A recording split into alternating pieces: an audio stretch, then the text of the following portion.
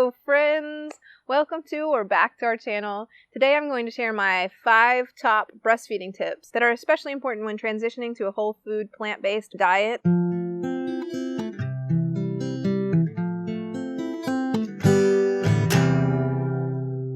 Just so you know, I am not in any way a breastfeeding specialist, a lactation consultant, anything like that, but I have been breastfeeding almost straight through for the last, over 6 years. So while I'm not an expert, I do have experience.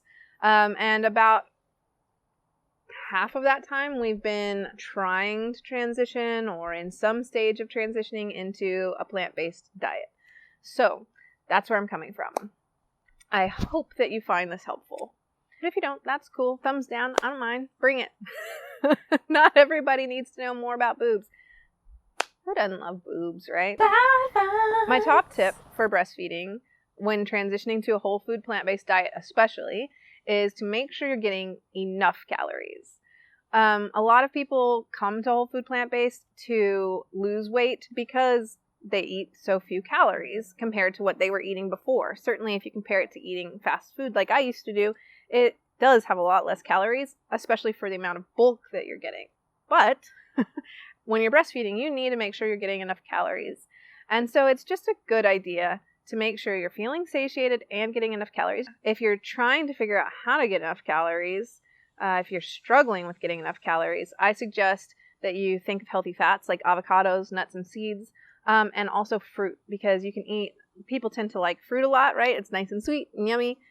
So getting extra fruit is a great way to get a few extra calories in. You can, make a nice smoothie if you're having trouble like ingesting it all or having time to. It can be sometimes hard to find the time to sit down and eat. And if you've got a big salad but the kids are needing you and you end up not eating all the food and you're like, oh, I feel full anyway, because now that you've eaten slower, having a nice big smoothie really, can help you, because you can drink it on the go, right? Take a sip here and run and go after the kids and then take another sip. Oh, and also you can make little quick snacks like on Booby balls, which I'll talk about later, so stay tuned for that. And then also having something around like little muffins already cooked is a great way to have a healthy breakfast for the kids or healthy snack for the kids, and also have something you can pick up and eat, maybe even eat while you're breastfeeding and stuff. So those are good to have around, just little snacks that are whole food plant-based, but also quick and easy to pick up and go.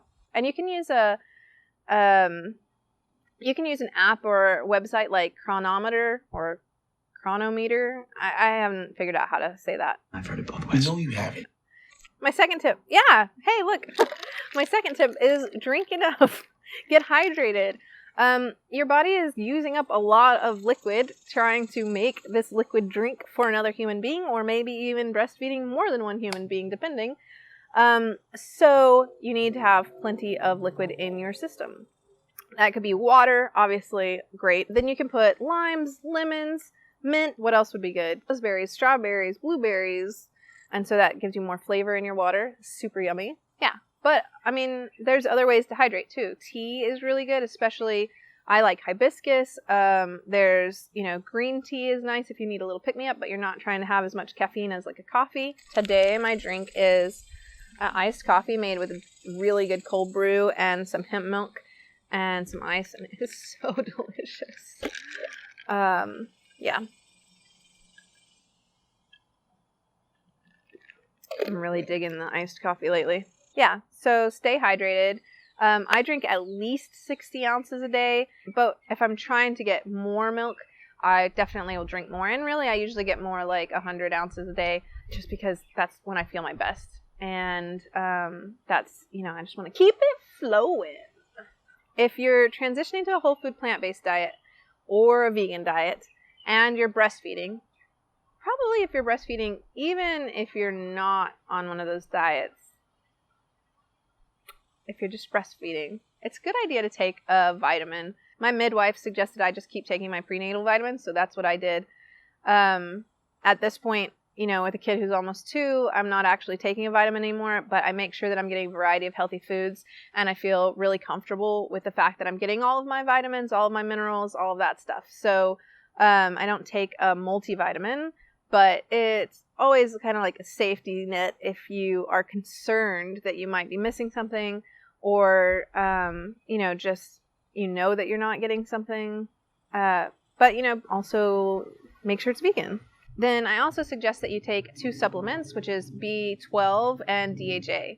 It's also important to think about if you're getting enough iodine. It's a very important thing to be getting. So unless you are using iodized salt in your home, I would say make sure you're eating plenty of sea vegetables. We eat nori a couple times a week, and we also put dulse flakes on our salads, sometimes on a soup or some noodles or something like that. So, in fact, Tuka loves to just eat the dulse flakes. Like, the other day he ate like 1/4 a cup of dulse flakes just by themselves. So, I mean, I guess, whatever. If you're not into the sea vegetables or you're not eating them that often, you might want to go ahead and take an iodine supplement. Just make sure you check out how much. I'll link below to a Dr. Greger video that talks about how much iodine you need and where you can get it. In fact, I think it's 2 separate videos, but I'll link his information below so you can get that straight from a doctor.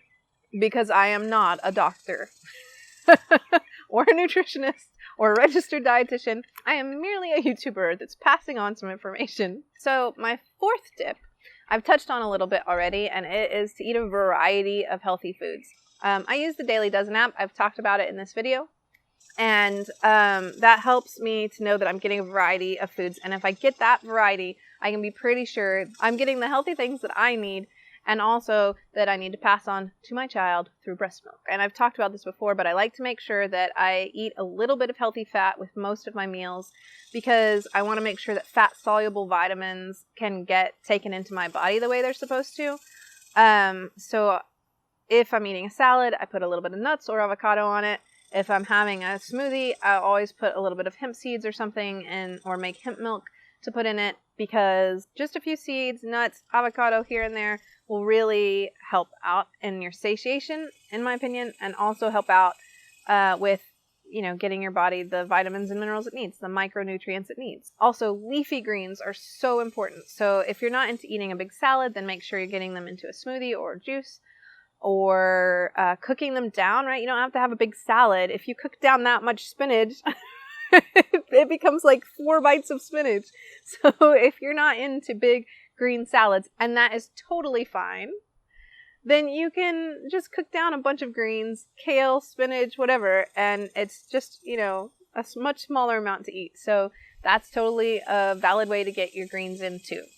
And you could put those in soups, you could put them, as a side dish, bake it into a lasagna, whatever. Also, one thing we do to get a variety of food into our life is I love to take my kids when I can to the grocery store and let them pick out some fruit and that they want. And sometimes it's a new fruit, like we've tried rambutan. I mean, I've had these before, but it was new to them. Rambutan, lychee, a couple types of mango, a couple new types of melons that I had never had, like a lemon drop melon and a Tuscan cantaloupe and a Santa Claus melon. I hadn't even heard of some of those before, but we've tried those all in the last month because my kids went and helped pick stuff out, and that helps them try it more. It gets me different nutrients I might not get from something else. It keeps your diet interesting because you're not eating the same thing over and over and over again all the time, which I tend to kind of get in a habit of doing. And then it also helps us get through the grocery store because they know that they got to pick something out, or that they will get to pick something out if we do the produce at the end.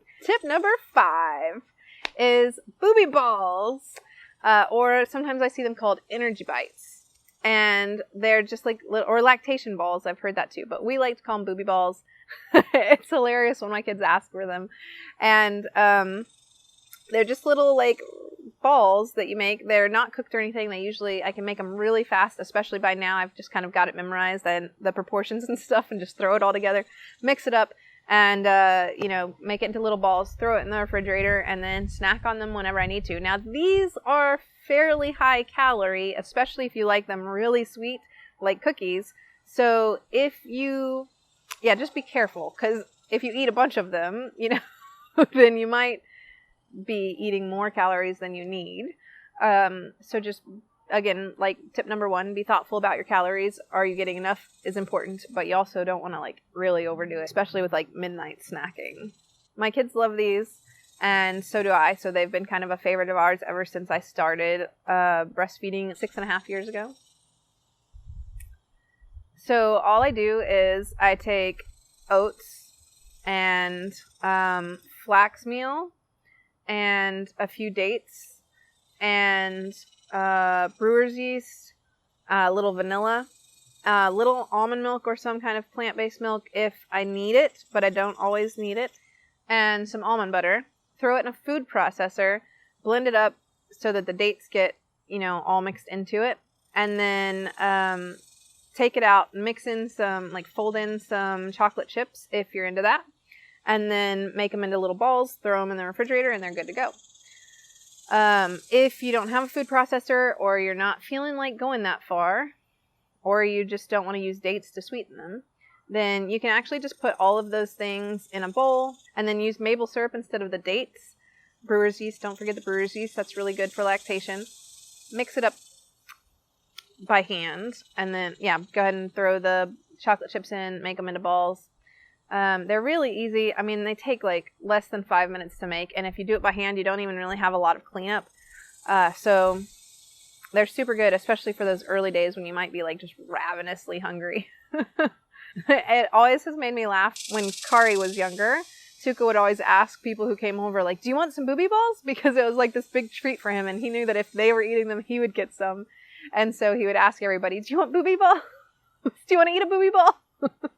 And I don't know, it just always made me laugh. And they did it whenever Emmy was young too. So, and no worries, they're not going to make people who aren't lactating start lactating. So it's safe for everyone to eat the Booby balls. The brewer's yeast and the oats specifically are really good for lactation. And then, I like to date sweeten it. I think that's just a more whole food plant-based way to do it. But you could use maple syrup or something like that. So those are my top 5 breastfeeding tips for when you're transitioning to whole food plant-based, things you want to think about. And if you have any questions with breastfeeding stuff, I'm happy to help, or at least to try. Like I said, I'm not an expert, so you can leave them in the comments below. I'm going to leave a Booby ball recipe in the description box, as well as those links to Dr. Greger's videos like I talked about. So please check on that, and I hope you have a great day. Thanks for watching, and see y'all soon. I'm talking fast. It might be the coffee, or it might be the ADHD, or it might be that I'm trying to hurry because I usually take an hour to do this for a 5-minute video. Yes. Tip number 5. Oops, that's 10. Hello, friends. Sorry, there was a butterfly.